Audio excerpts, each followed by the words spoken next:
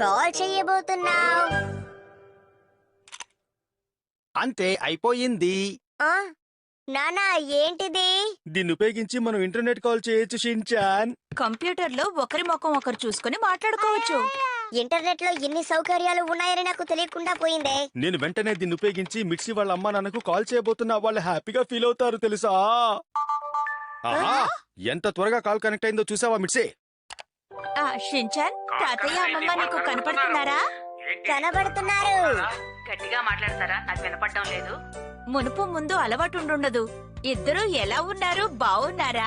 తాతయ్య, అమ్మమ్మ, నేను కనబడుతున్నానా? నీ మొహం మాకు బాగా కనబడుతుంది బాబు.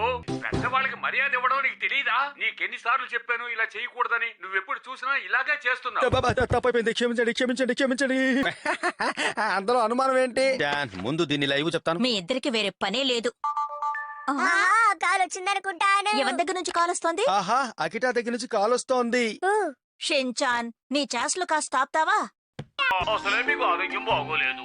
ఎందుకు అనవసరంగా మీరు రెచ్చిపోతున్నారు? నా ఆరోగ్యం గురించి ఆలోచించకుండా నీ గురించి ఆలోచించుకో. నాకేమిటి, నేను దేని గురించి ఆలోచించకుండా సంతోషంగా ఉన్నా. నీతో మాట్లాడటం నాకు అసలు ఇష్టం లేదు.